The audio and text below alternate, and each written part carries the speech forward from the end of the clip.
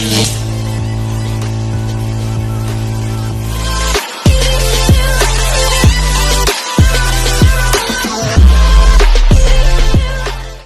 mga par, no? Welcome back to my channel again.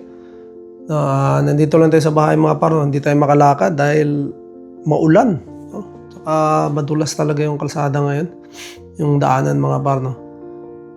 Mahirap na, so stay lang muna tayo dito sa bahay, no? Hintayin nating gumanda-ganda yung panahon, no? Tsaka medyo mahangin din mga par, no? Kaya ano ko na lang na hindi ako maglakad ngayong umaga, no? So siguro dito ako na lang maglalakad na lang ako dito sa loob, dito sa bahay namin mga par, no? Pwede namang magpabalik-balik na lang dito, orasan na lang natin para paano makalakad pa rin tayo, no? So yeah, halos kagigising ko lang din mga par. Kagabi kasi mga par, no, nagba-browse ako ng nanood ako, no, ng mga balita, no, sa YouTube, no. At meron nga ako nakitang doon tungkol doon sa merong namatay mga par, no, sa Alberta doon, no. Doon to nangyari sa Alberta, no. At yun nga, yung asawa niya ay dinala niya sa, ikwento ko lang muna mga par, no, kung hindi niyo pa napapanood, no, sa mga wala dito sa Canada or yung iba nandito at hindi pa napanood, no. Dinala po niya yung kanyang asawa, no, sa hospital, no, sa emergency, no, walk-in, dahil may nararamdaman daw po, no. At tapos ayun na nga, hindi daw sila inesikaso, no, nung isang hospital na yon, no. At yun pala ay malubha na yung nung asawa niya. So yan, nakausap natin, no, syempre yung kagaya nila Sir Ali, no, sila Doña Miriam na matatagal na rito. So marami na silang experience sa mga paano kung paano ma-hospital dito, no. So marami na silang kwento rin sa akin, no. At saka yung iba nating kaibigan mga par, no, nikwento din, no. Ayun, nakakalungkot, no, dahil nandoon na siya sa hospital eh. Dito kasi mga par, no, pag na-hospital ka, no, kailangan mo pumila, no. Hindi lang naman ikaw yung magpa-hospital sa panahon na yon kung kailan ka pupunta ng hospital. So marami po ang nakapila. So ang doon mga par, no, unahin nila yung talagang yung life threatening, no. Yung talaga malubha, no. Yun yung mga ipa-priority nila. Dahil yung nga, sabi nga ni Sir Ali Paras, no, tila Doña Miriam, no, natatanungin ka naman nila kung pupunta ka doon na mga par, no, sakit ka, tatanungin ka lang kung anong nararamdaman mong pain, no. I-rate mo 1 to 10, no. So yun, dapat daw sabihin mo 10, no, yung pinakamasakit na sabihin mo para talagang asikasuhin ka, no. Lalong-lalo na mga par, no, pag naramdaman, no, na kumari yung mga heart attack na, no, kung may sakit ka sa puso, napakadelikado na po yan, no. Lalo-lalo na kung maninikip na yung dibdib mo, no. Yung iba na talaga yung pakiramdam mo dahil ikaw naman yung nakakaramdam, no, sa sarili mo. Ano pa nga akong isang kasama, may share ko lang din, no, na dinala niya yung kanyang anak sa ospital, no. At kasi namimilipit sa sakit sa tiyan, no. At syempre pag masakit ang tiyan mga par, pag nasa ospital ka na, gusto mong maanuhan agad, no, masikaso. Pero kailangan pa nilang pumila, no. At yun nga, galit na galit siya dahil hindi man lang daw binigyan, no, ng gamot yung kanyang anak, no. Parang pinaghintay pa, no. Pero syempre siya magulang, ramdam niya yung sakit nung anak niya mga par, no, yung pinag-aano ng anak niya na sakit ng tiyan, no. Pumila pa raw sila, no, bago inasikaso. Talagang nadismaya rin siya mga par, no, sa ganun, no, dahil dapat daw inasikaso, no. Pero ganun talaga, no, ganun ang nila rito, ang kanilang mga ospital, no, mga par. Kailangan mong pumila pag pumunta ka sa ospital, no. Sa pang natutunan ko no, sa sinabi nila Sir Ali and Doña Miriam, no, shout out po. Pag yan ang naramdaman mo daw, no, pagka talagang masama nang naramdaman mo, at medyo alam mo sa sarili mo na delikado na, no, ay ano po, tumawag ka ng ambulance, no? Yung ambulansya po, no, tawagan mo para magpasundo ka mga par, no? Para dalhin ka sa emergency, no?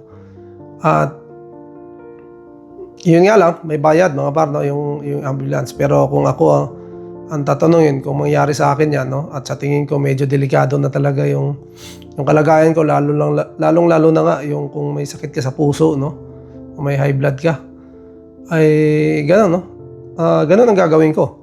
Dahil pag yan daw ang ginawa mo mga par at naka-ambulance ka, no, at dumating ka sa ospital, talagang asikasuhin ka agad nila, no, dahil yun nga, parang iniisip nila talagang emergency na yan dahil naka-ambulance ka na, no, ambulance ka na, no, hindi kagaya nung sa walk-in, no. Hindi ko alam mga par kung ano yun, no, gumagana sa ibang mga province, no, sa ibang ospital, no. Gandang gawin yun mga par pagka talaga emergency at iba na yung nararamdaman mo. So para sa akin naman mga par, no, ay gagawin ko rin yan dahil magkano lang naman babayaran mo dyan sa ambulance na yan, no. Kung hindi naman ako pipila na, no, at maasikaso nila ako agad, no, ay gagawin ko rin yon. Dahil sa ospital naman wala ka namang babayaran mga par, no. Dahil nga ang healthcare dito ay yun nga, sasagutin nila lahat, no, nung ano mo, nung iyong bill sa ospital mga par, no. Hindi kagaya sa Pilipinas, no, na pagka talaga may sakit ka, pag pumunta ka sa ospital, aasikasuhin ka agad mga par, no. Pagka sa private ka, no. Pag sa public ka naman, kahit paano sa public sa atin mga par, no, aasikasuhin ka pa rin naman, no. Lalong-lalo na nga kung makita nila na talagang malubhana, no. And yun nga, pipila ka rin, no, kung sa public ka. Pero kung sa private ka mga par, no, aasikasuhin ka talaga nila. Pero pag sa private, kailangan mo ng bayad, no? May down payment po yun mga par sa Pilipinas, no. So sa Pilipinas, madali ka maasikaso, no? Lalong-lalo na kung doon ka sa private na mga ospital, yung mga gandang ospital, no, asikasuhin ka agad, no, pagdating mo doon. Pero yun nga, may bayad po yun, no. At sigurado ako na pag sa private ka, ay talagang naglalabas ka ng malaking pera mga par, no? Depende pa sa sakit mo, no? Depende sa tagal ng pag-stay mo doon sa ospital, no? At ayun, may mga kwarto pa yan mga par, no? Kung doon ka talaga sa solo mo, no, or sa ward lang, no, depende pa yan sa'yo, no? At depende rin sa ospital na pupuntahan mo dahil may mga ospital talaga na napakamahal, no, mga ospital sa atin, no. So ayun, yun nga dito mga par, no, ang ospital nga dito ay pag pumunta ka, no, pipila ka talaga, no. Mayroong nagsasabi, mayroong na pumila siya ng 8 oras, no, 6 na oras, no, 4 na oras, depende po sa ano mo mga par, no, sa waiting time, no, ng pagdating mo kung maraming nauna sa iyo, no. Kaya ayun, medyo mahirap, no, pag ganoon mga par, lalong-lalo na kung may nararamdaman ka nga. Pero yun nga, gaya ng sabi ko mga par, no, gawin niyo yung sinabi ko, yung mga tips na yun, no. Sana makatulong sa inyo na kung sakali na hindi naman tayo nagdadasal na mangyari, no.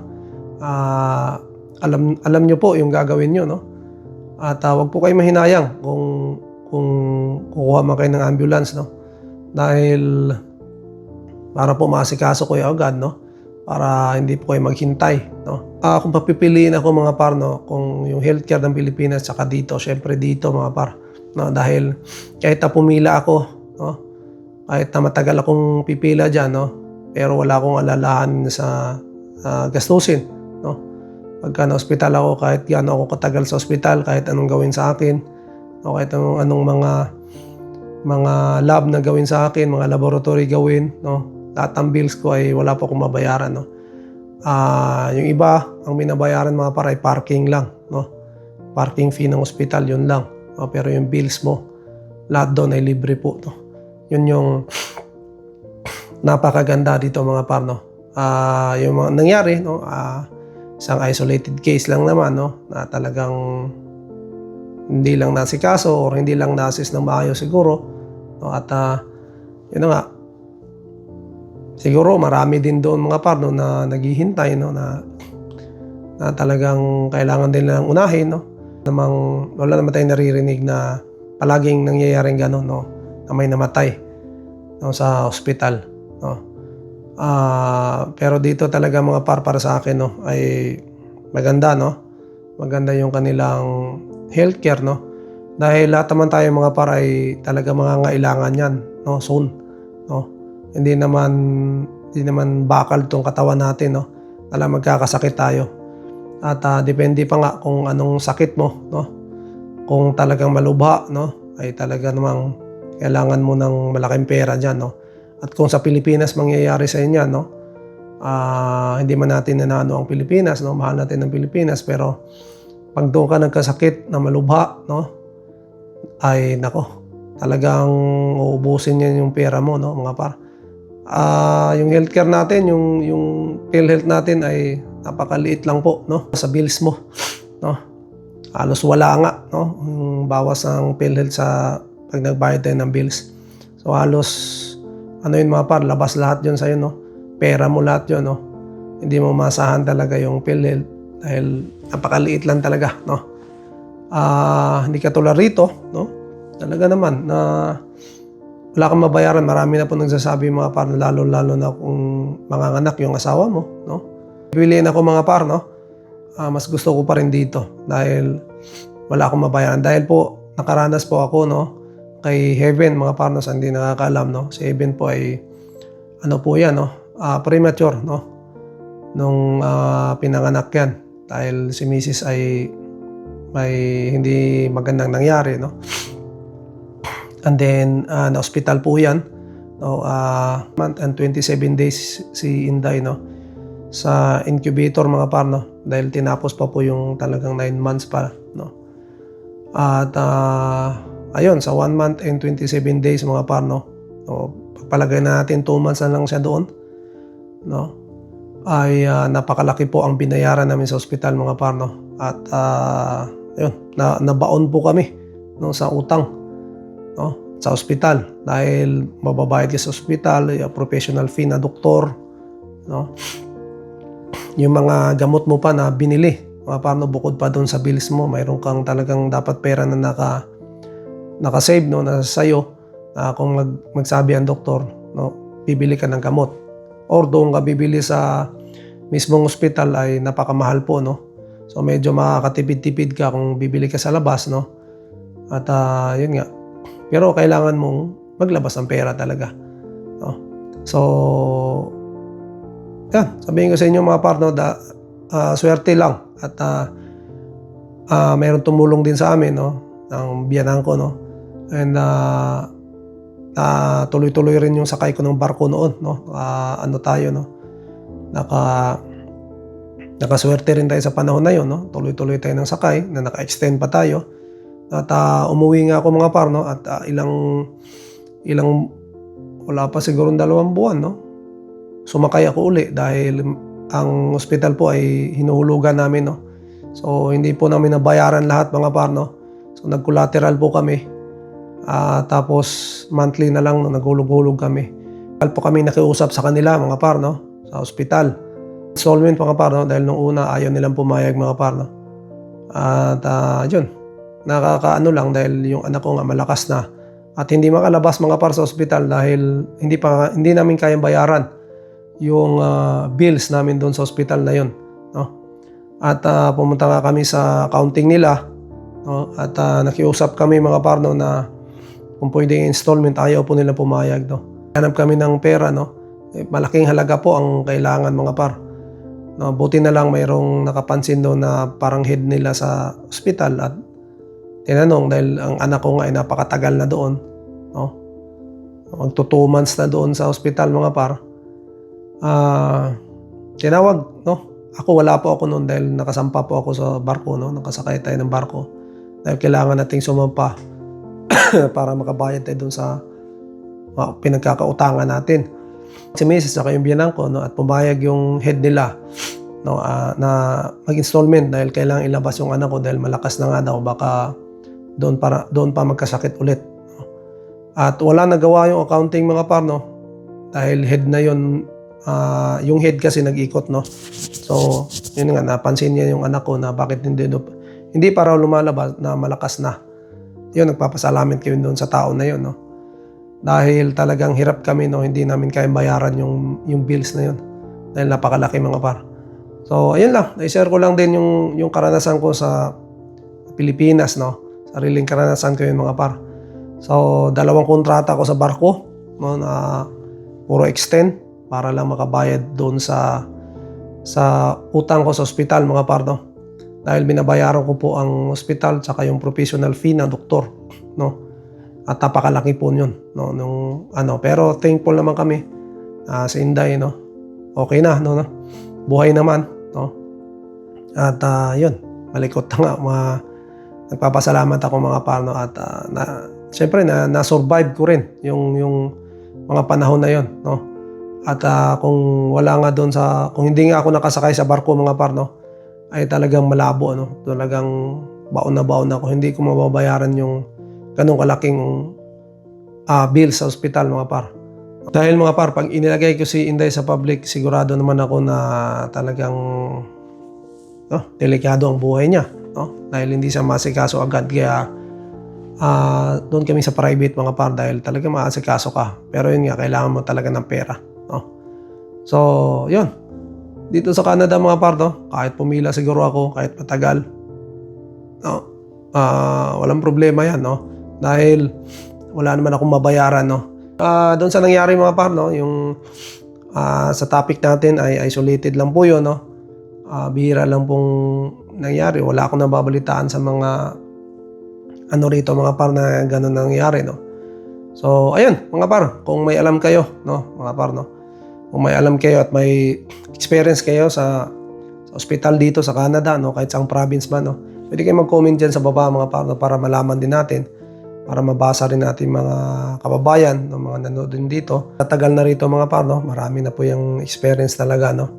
Yan yung magandang mag-share din ng kanilang mga experiences dito sa hospital sa Canada, mga par, no. Christmas sa lahat, mga par, no. And yun nga, mag-New Year na. Tingnan natin kung anong magagawa natin, mga par. Ay, yun nga, mag-New Year, mga par, no. Sa Niagara pala kami mag-New Year doon sa pinsan ko, no. Pupunta kami doon, no, dahil bihira nga lang mangyari na meron kaming sasakyan ngayon, mga par, no. Dahil nandito yung aking sister-in-law tsaka yung husband niya, no. So, gagala kami doon sa Niagara at doon kami mag-spend ng aming New Year, mga par. So, yun, maraming salamat, mga par, no, sa lahat ng lagi nakasuporta, sa lahat ng nag-like, subscribe, and nanood sa ating mga previous vlogs. Maraming salamat po sa inyo. At sa lahat po ng ating mga kasama, shoutout po sa inyong lahat, no.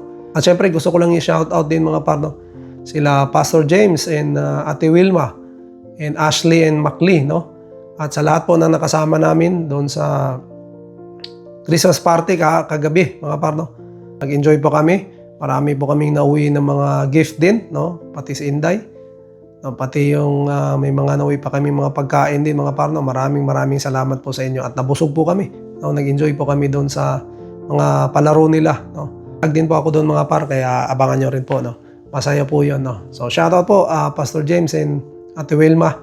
And syempre, lagi sila nanonood, mga par, no. Maraming salamat po sa inyo. Payan Pedro Roque, maraming salamat. Kuya Elmer and Ate Yeye, maraming salamat po. Syempre si Kuya Mon and Ate Vina, maraming salamat. Sa lahat po na laging nanonood sa atin, thank you po sa inyong lahat. Happy New Year po sa ating lahat. To God be all the glory, and we'll see you on the next one. Bye!